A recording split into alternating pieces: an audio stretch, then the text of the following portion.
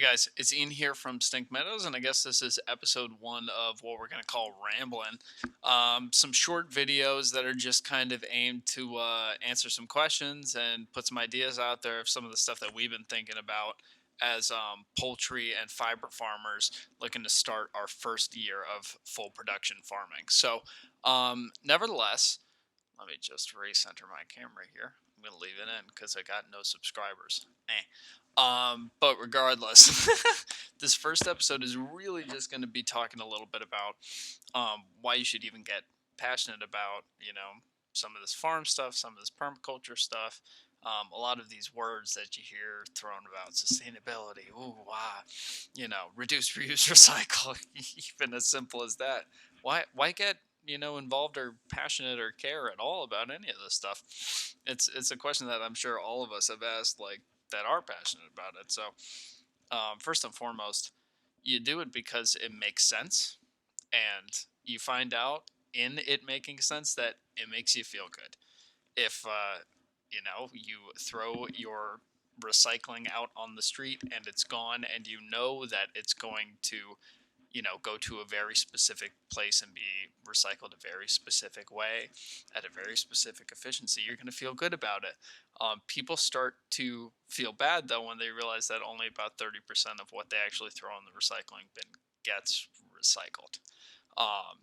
This is kind of a great analogy for like the grocery store. You don't want to pull back the veil of the grocery store that much and kind of analyze how they get to that price point, because the more you start to know, the less you start to like, and the less it starts to make sense. Like, how did they get to this price point? Well, the answer isn't great. So honestly, I think about a lot of this small farm stuff and sustainability in the same way. If you pull back the curtain of something that is better, that does come with a higher price point, at least if you're pulling back that curtain and you like what you see, you can justify that. So, when those processes start to get going, it starts to make a little more sense, because the simple fact of it is these are simple things put into practice very well. That's what small farms, should be. They should be people doing exactly what they want to do very well. And I think that personally justifies the price points that you see at farmers markets, and should give you a little bit of an idea of why yourself maybe should care. If there's people passionate enough to do it for the love of it and work to make it a business for themselves instead of doing other things that are more secure or more conventional, maybe take notice a little bit and try to understand why. And hopefully, from looking at some of our videos, we can kind of give you some of that justification. I mean, I was someone who went to school to be a doctor. I did very well. I completed the med school track, and I am not in med school right now because of where my scientific interests took me. And it really just sent me down a rabbit hole of looking at this farm stuff from an ecological lens and trying to make sense of it, seeing why, seeing the way things were done in the past and wondering why they weren't done differently, and seeing that a few people were doing it differently. Joel Salatin, namely Greg Judy, people, singular people in the United States doing things in a very, very specific way very well.